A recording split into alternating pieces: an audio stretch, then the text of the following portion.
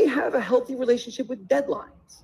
But remember, the monkey's sneakiest trick is when the deadlines aren't there. Now, I want to show you one last thing. I call this a life calendar.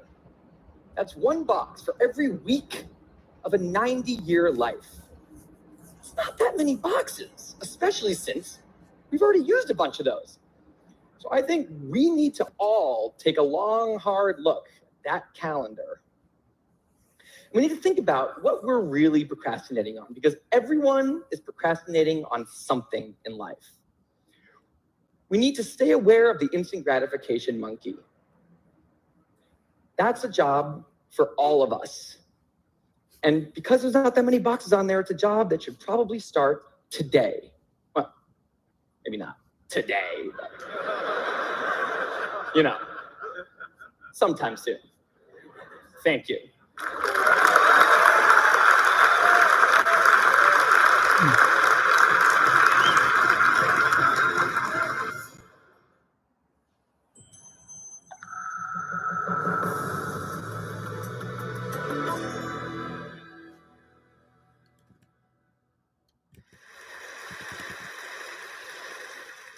Seven years ago, a student came to me and asked me to invest in his company.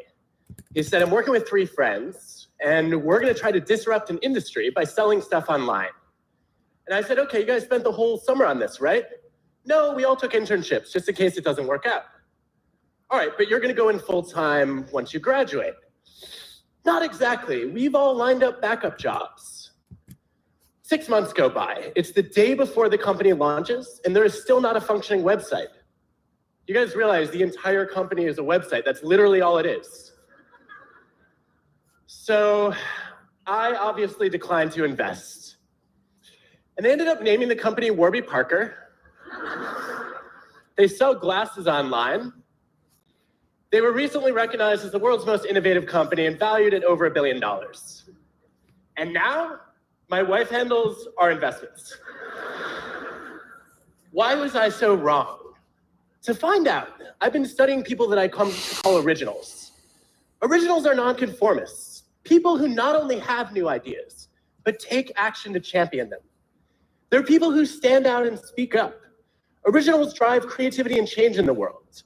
They're the people you want to bet on, and they look nothing like I expected. I want to show you today 3 things I've learned about recognizing originals and becoming a little bit more like them. So the first reason that I passed on Warby Parker was they were really slow getting off the ground. Now, you are all intimately familiar with the mind of a procrastinator. Well, I have a confession for you. I'm the opposite. I'm a precrastinator. Yes, that's an actual term. You know that panic you feel a few hours before a big deadline when you haven't done anything yet? I just feel that a few months ahead of time. So this started early. When I was a kid, I took Nintendo games very seriously.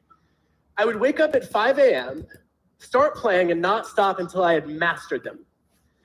Eventually, it got so out of hand that a local newspaper came and did a story on the dark side of Nintendo, starring me.